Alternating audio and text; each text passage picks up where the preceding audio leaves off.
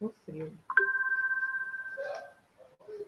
Nós vamos falar da terceira geração modernista, né? A prosa. Eu vou tentar compartilhar a tela que eu esqueci de abrir. Cadê?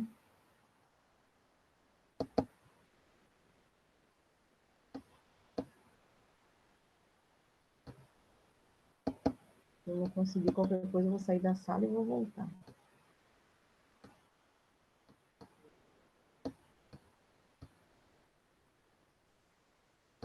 É muito lento, tudo muito devagar.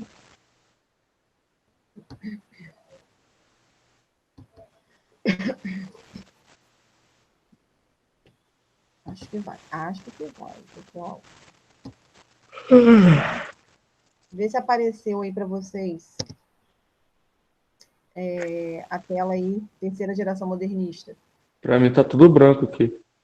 Ai, vou aguardar um pouquinho para ver se vai. Foi. Agora foi. Foi, é. É lento, tô falando. É tudo muito devagar. Ele nunca trabalhou tanto no notebook. Vamos lá então, pessoal. Tá trabalhando mais que Yuri no notebook. Yuri de educação física. Rafael. Vamos lá. Que isso? Nossa aula está sendo gravada, aqui do terceiro bimestre. Vamos falar da terceira geração modernista, né? Esse modernismo que visa o quê? Combate ao passado, né? Combate tudo que veio antes dessa época, combate à valorização da pátria, nacionalismo, combate à natureza, valorização da natureza, a musicalidade, combate à questão da perfeição formal do parnasiano, combate à questão do homem visto como meio que vive. Então, ele busca o quê?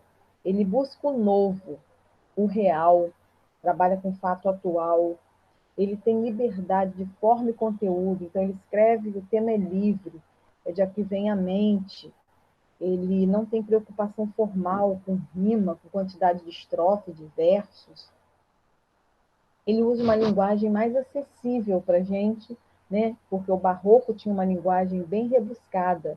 Então, nós temos aqui uma linguagem acessível, uma linguagem mais próxima, uma linguagem coloquial, a linguagem do nosso dia a dia. Tá? Ele ataca a burguesia. Aqui, ele busca, né, a questão do nacionalismo, ele tem um outro enfoque para a questão nacionalista. Ele trabalha com linguagem de cinema, cinematográfica, uma linguagem concisa, ele faz denúncia social, mostra as lutas entre as classes sociais, né, mostra a luta da classe social, ele fala do regionalismo, fala muito do Nordeste, mostra um romance psicológico, interior, uma introspecção, né? Fala do eu, do introspectivo. E aí, o que nós temos aí? Olha, o início aí já mostra, né, o portal do Grande Sertão, a marca aí, né, do modernista, de falar dessa região aí, da seca do Nordeste.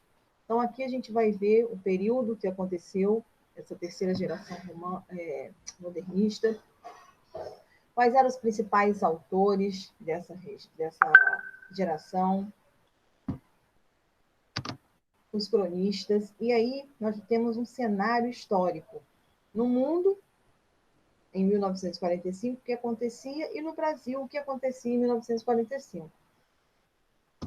Então, nós temos aí no mundo que quadro que estava vivenciando o mundo nessa época. Era o final da Segunda Guerra Mundial, era o início da era atômica, né? Surge aí a ONU, a criação da ONU, aí surge a Declaração dos Direitos Humanos, é o início da Guerra Fria, isso tudo só para situar no tempo, vocês viram isso tudo aí em história. E no Brasil a gente estava vivendo o quê? O fim da ditadura de Vargas, o suicídio de Vargas, aí a ascensão aí de Juscelino Kubitschek, os 50 anos em 5, chegada de fábricas estrangeiras, a construção de Brasília. Então, era nesse momento que surgiu a terceira geração modernista. Então, o que nós tínhamos aí? Quais eram os autores da época? Guimarães Rosa, Clarice Lispector, Dalton Trevisan, Rubem Fonseca e Fernando Sabino. Nós tínhamos a desigualdade social como tema principal desses poetas. Essa foto aí mostra exatamente isso. Então, marca a temática desses poetas é a questão da desigualdade social. Aí ele traz novas técnicas narrativas, fala do psicológico, algo místico, né? Trabalha com questões universais. Aí Guimarães Rosa, ele busca uma inovação na linguística, uma linguística regionalista. Os homens não morrem, ficam encantados. E Clarice Lispector aborda mais o íntimo. A palavra é o meu domínio sobre o mundo. Então, nós temos esses dois aí, inovando aí. Guimarães Rosa, inovando do lado regionalista, enquanto Clarice no modo mais intimista. Aí nós temos os principais autores, né? Que é o período da prosa. Na próxima aula a gente vai ver o período da poesia e do teatro. Abordando o que Guimarães Rosa trabalhava, né? Era um dos poetas mais importantes aí do século XX, 1945, esse período.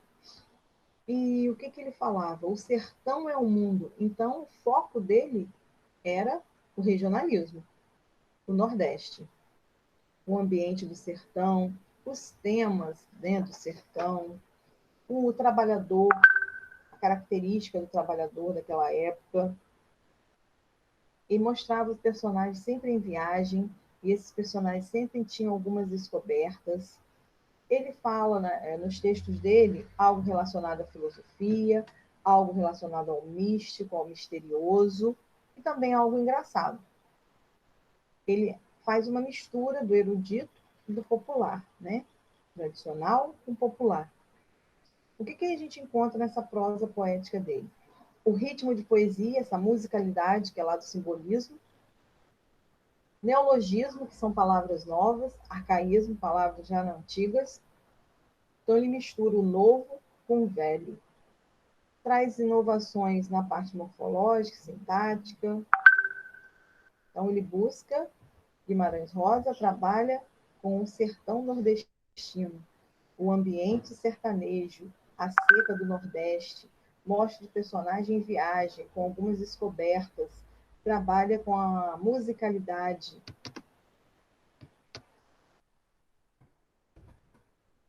Travou.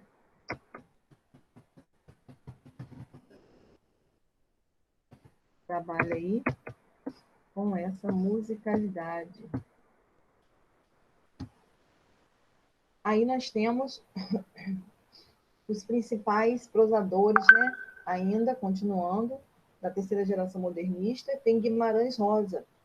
E ele fez o quê? Grande Sertão Veredas. E como que era o trabalho de Guimarães Rosa? A narrativa era longa, tá? Fala de verdade, de imaginação, fala de luta contra a vida do jagunço, fala da inexistência do diabo, fala do amor trágico. Então, nessa obra dele, ele aborda isso. Tá? Nós temos ainda, ele mostra aí que Deus existe mesmo quando não há, mas o demônio não precisa de existir para ver. A gente sabendo que ele não existe, aí é que ele toma conta de tudo. Deus vem, guia a gente por uma légua, depois larga. Nós temos aí fotos, né, da obra dele, Grandes Sertões Vereda. Então, o sertão ele também aborda, né? Está abordando aí a questão do sertanejo, da seca. E aí nós temos Clarice Lispector, que é uma poesia, como nós já vimos lá, mais intimista, uma poesia mais interna, faz análise psicológica, né? De forma consciente. Então, o enredo está sempre em segundo plano. Ela quer saber do que está por dentro, no seu interior, no seu psique.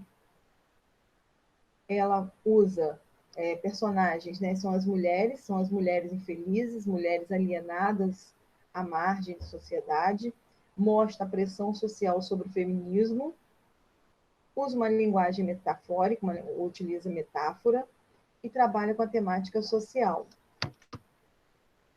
Aí nós temos A Hora da Estrela, que é a história de Macabeia, né? Que Diogo ia ler o livro com vocês esse ano, não sei se leu, ele até pediu no início do ano. E essa história de Macabeia mostra o quê?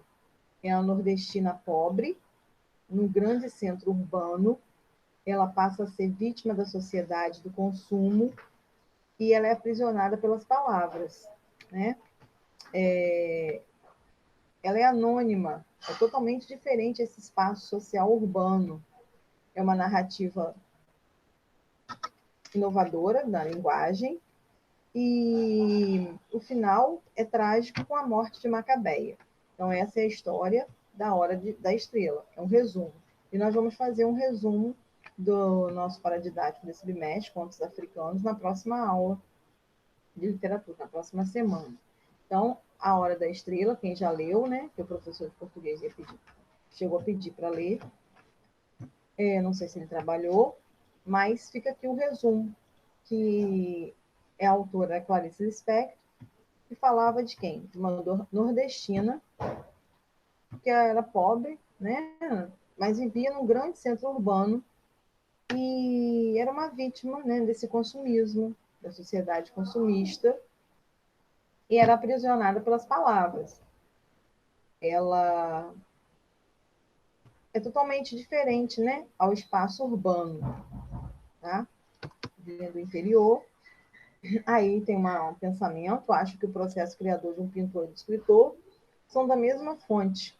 Quando eu escrevo, misturo uma tinta a outra e nasce uma nova cor.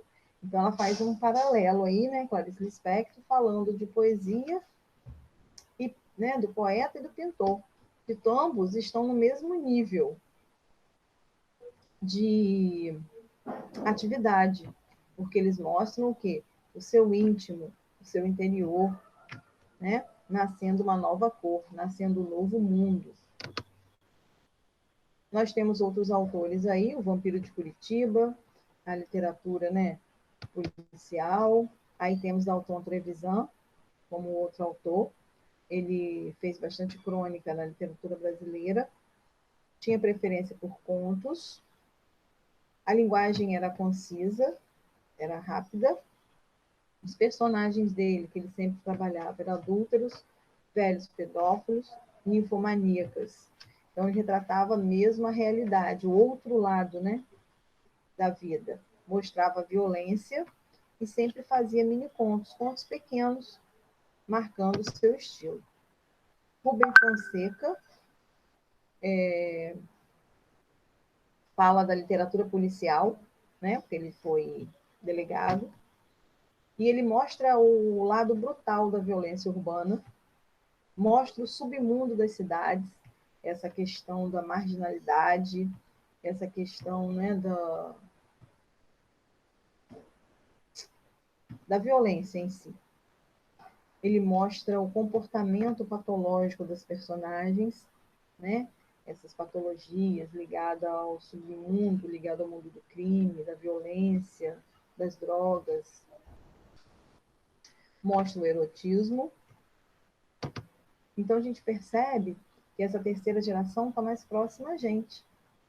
Essa terceira geração é o nosso dia a dia. Né? A gente pode perceber com as características de cada autor aí. Aí nós temos os cronistas, eles falam o quê? Falam do cotidiano, falam do humor, da ironia, do lirismo. Quem é que trabalha dessa forma? Drummond, Rubem Braga, Paulo Mendes, Stanislau Ponte Preta, Fernando Sabino. Aí nós temos aí a Crônica do Homem Nu, né? Foi transformada em filme. Fernando Sabino, que é um cronista, expõe os problemas sociais, dramas, fala do cotidiano. A gente percebe a terceira geração modernista voltada para o cotidiano, para a nossa realidade, para o nosso mundo. mais próximo a gente, a nossa vivência. Ele é cronista, contista e romancista, e fez narrativas com humor, e também com lirismo, né? Com o lado sentimental, lírico, subjetivo. Ele mostra a fala do homem como uma linguagem comum. Fala do absurdo e dos desconfortos do cotidiano, né? Fala da problemática do dia a dia, faz a denúncia, ó, da realidade social e mostra retratos da vida urbana. Então, todos eles, né, que a gente conclui, todos eles estão voltados para bem próximo à nossa realidade, à nossa cultura, é o nosso dia a dia.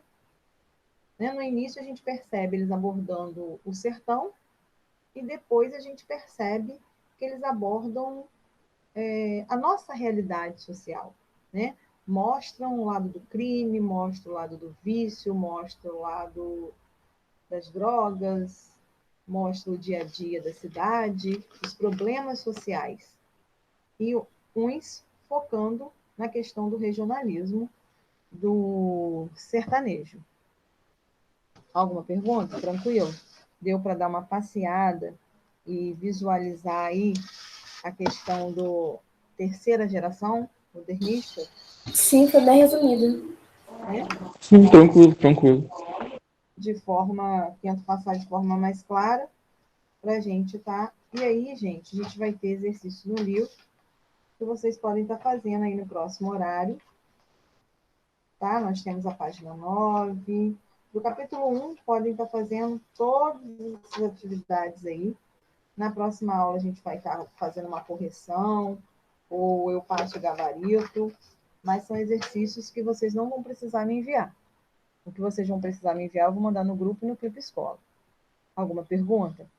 Vocês podem estar utilizando. Não, Na não. próxima aula, a gente vai utilizar para exercícios, ok?